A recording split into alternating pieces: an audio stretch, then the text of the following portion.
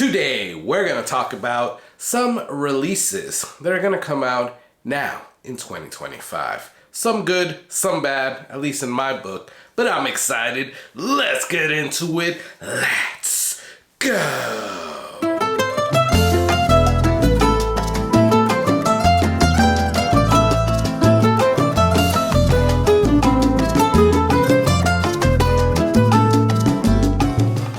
Hey, what's going on, guys? My name is Carlos. Thank you for joining me. Boom, boom, bow. It's showtime here on the Whiskey Corner. Truly appreciate you guys stopping by, checking out the video, and checking out the channel.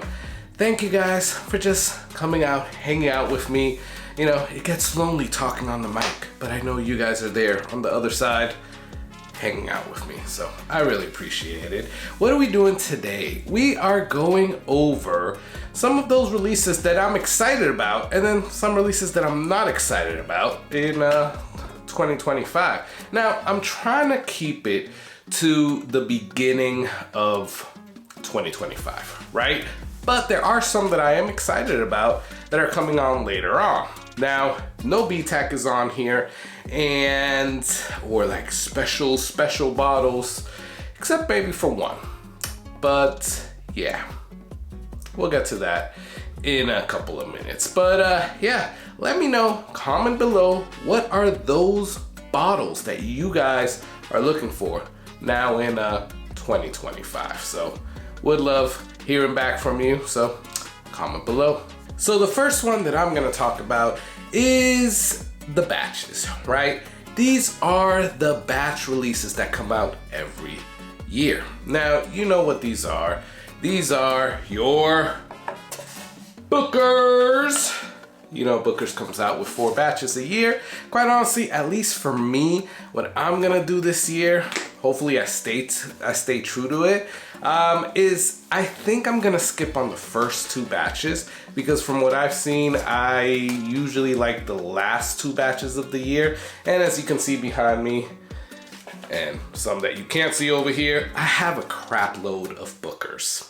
Yeah, I do. I have a bit of a problem. That's a bit of a problem.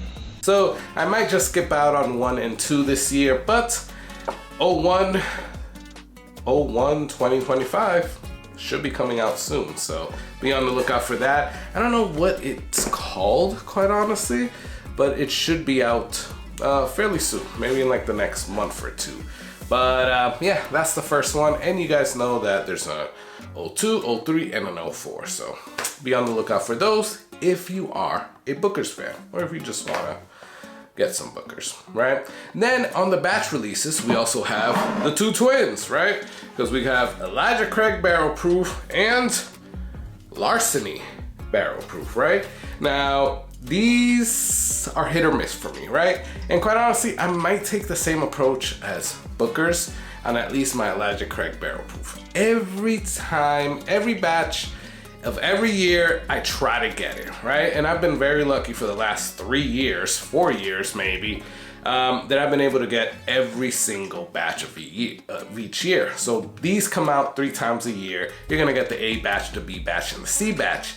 Now, I'm gonna probably chill out on that. I'm probably gonna skip out on the A batch, because the A batch is probably the one that I like the least year after year after year. So I'll probably do that for Elijah Craig Barrel Proof, unless it's just like something amazing. That's the only time I'll actually buy it, but yeah. And then for me, at least Larceny is like hit or miss. Like sometimes I'll get them, sometimes I won't. I took a whim.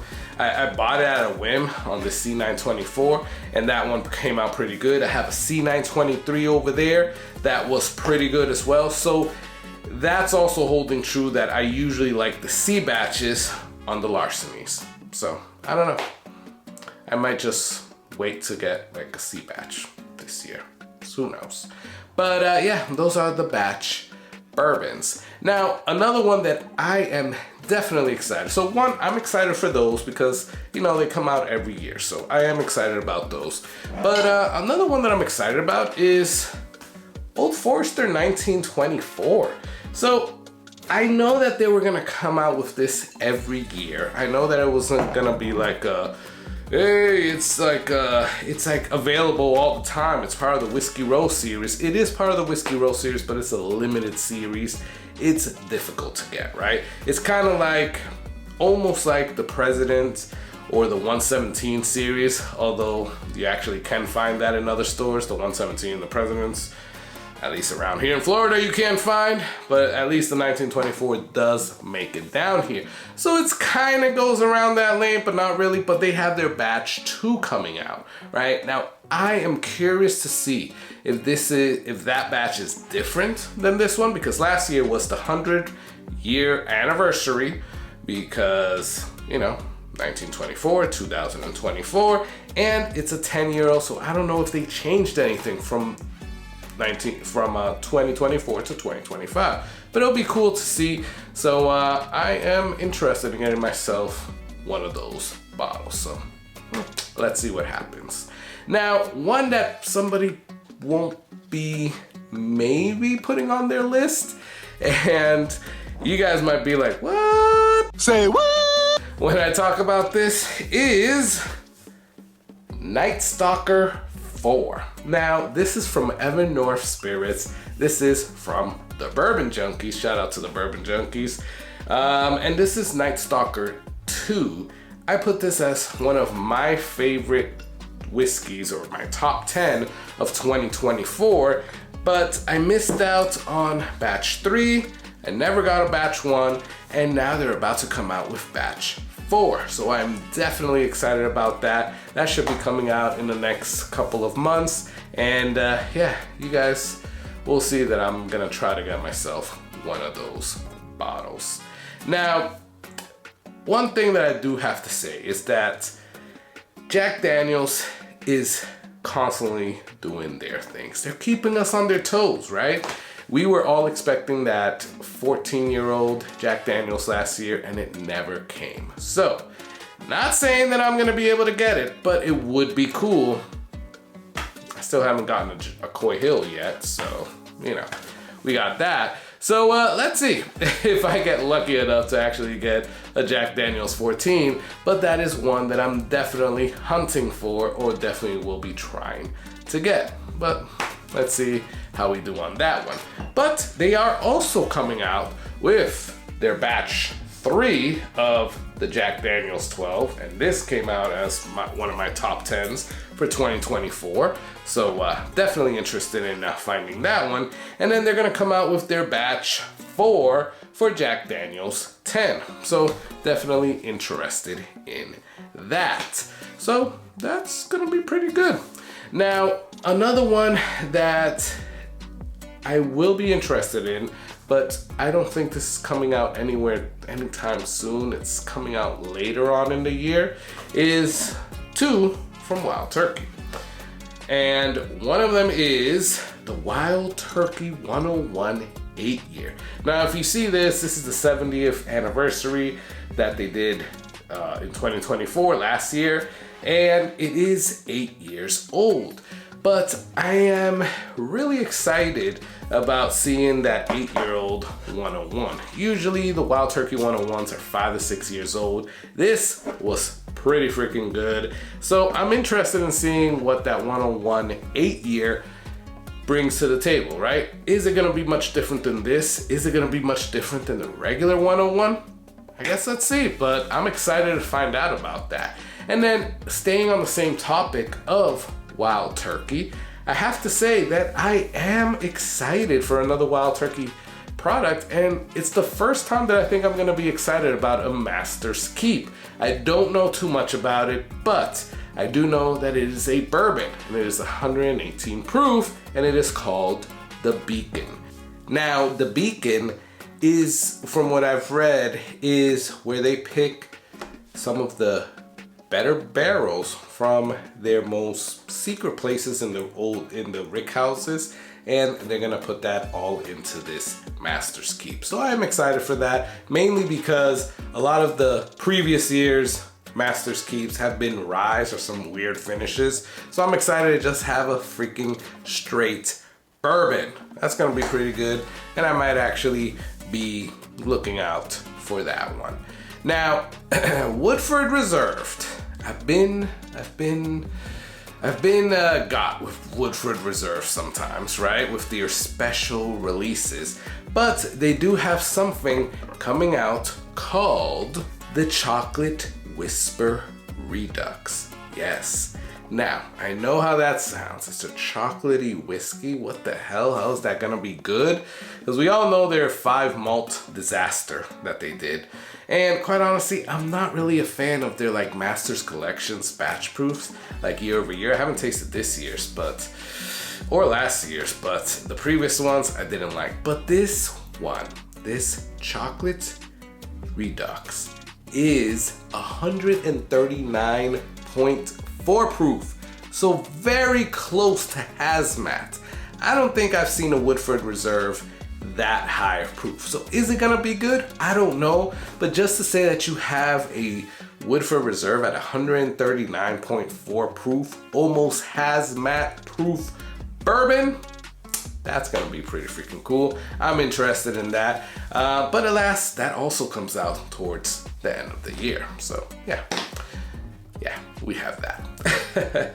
Now, those are some of the ones that I'm really excited about so far, right? I haven't seen too much of the calendar or what's coming up, but those are the ones that I'm very excited to see. Now, what are some that I'm not really excited? Penelope has one called Havana that's coming out, and it's finished in rum cask. Now, I haven't tasted it, and I normally do like Penelope, but it's just a whole rum cask thing that is throwing me off. I'm not particularly a fan of like rum casks, so it might be good, it might not be, but I'm not really excited about it. Maybe unless I taste it and I see what is going on with it, then I'll be like yes or no. But as of right now, I don't seem too excited about it.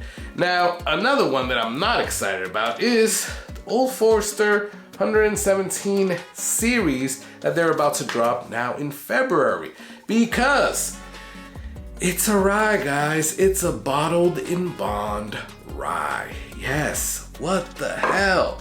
Now, I know that they've been doing different things and they've had a lot of bourbon, so it's only fair that they bring a rye into the picture. And to be fair, I do like Old Forester ryes most of the time, but I don't know how I'm gonna feel about that. So I might not be chasing that. Let's see what happens, but I'm kind of not excited about it. And now to talk about the one that I'm least excited about in all of 2025. And what a good way to like turn me off of this brand, quite honestly. But Blood Oath, what the hell were you guys thinking? Like, you don't have enough wine finishes that you have to go to tequila? So the new Blood Oath Pact 11 is a tequila finish. It's an añejo tequila finish. I don't like my whiskey finished in tequila. I have tasted numerous of them and I just don't like it. This one might be different, I don't know. But what I do know is that I won't be chasing or buying a bottle. If somebody has it at a bottle share, I will taste it, but I don't expect a lot from it. So I guess I just saved myself $130 to $160 for that one. Well guys, those are some of the releases that are coming out now in 2025. Let me know, did I miss anything? Is there something that you're looking forward to? Comment below. Is there something that you're not looking forward to? Comment below. Love talking back and forth with you guys. Please do me some favors, like or dislike this video, subscribe, because that would really help me out and I would really appreciate you guys. Also check out the Patreon in the description. I don't have anything to cheers you with, but I hope you have an amazing time and you enjoy that whiskey. Cheers.